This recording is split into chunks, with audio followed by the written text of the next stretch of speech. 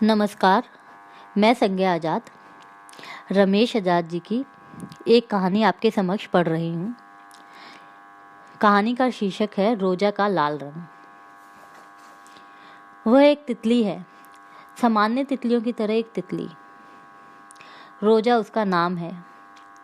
जैसे अन्य तितलियाँ एक फूल से दूसरे फूल पर उड़ती और रस बटोरती, वैसे ही रोजा भी जगह जगह इतराती इठलाती जाती।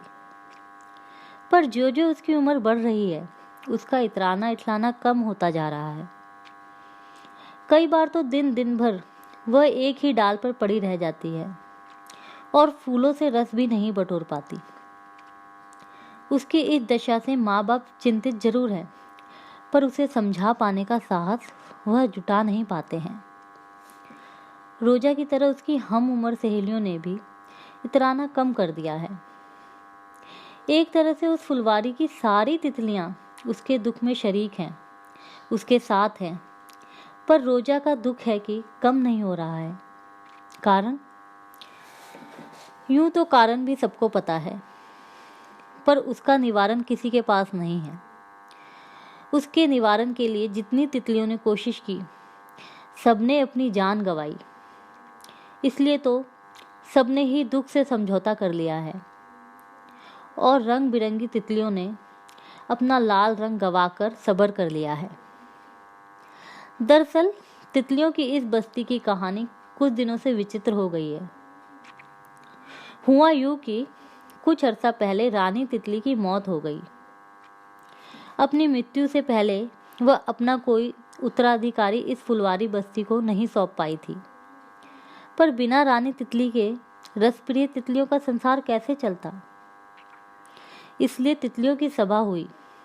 बुद्धिमान तितलियों की राय एकमत हुई कि जनता की आम सहमति से तितली प्रधान की नियुक्ति की जाए।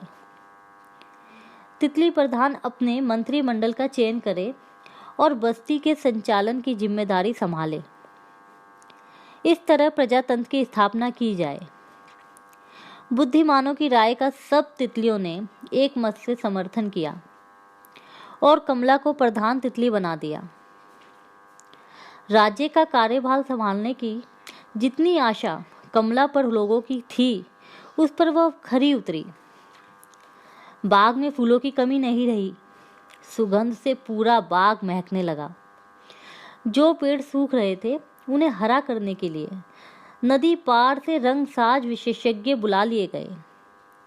उन विशेषज्ञों ने अपने काम को बेहतर अंजाम दिया।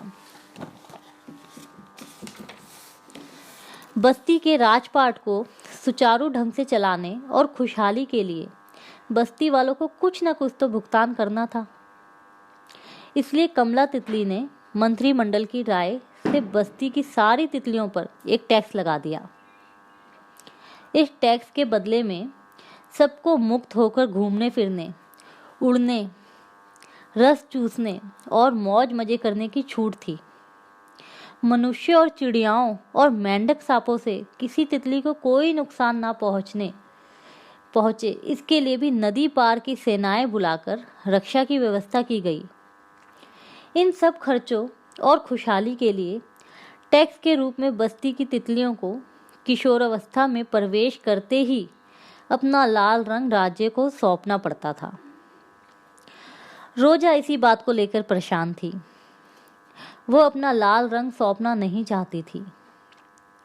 राज्य को लाल रंग सौंपने में जो कष्ट होना था, उसकी तो उसे चिंता नहीं थी, पर इस काम से उसके तितली होने के गौरव को चोट पहुंचती थी।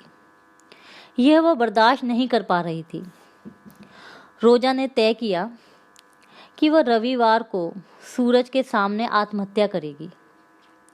रोजा की हम उम्र सहेलियों ने तय किया कि वह भी रोजा के साथ आत्महत्या करेगी। फिर बस्ती की सारी किशोरियों ने तय किया कि रोजा और उसकी सहेलियों के साथ वह भी आत्महत्या कर लेगी, पर अपना लाल रंग नहीं छोड़ेगी। फिर बड़े बूढ़े भी क्यों पीछे रहते। आत्महत्या की खबरें सुन कमला तितली परेशान हुई। तितली प्रधान की परेशानी से मंत्रिमंडल परेशान हुआ। पर इन परेशानों के पास उपाय क्या था? बस्ती की खुशहाली के लिए नदी पार की बस्ती से जो उपकार लिए गए थे उसके बदले में लाल रंग तो चुकाना ही था।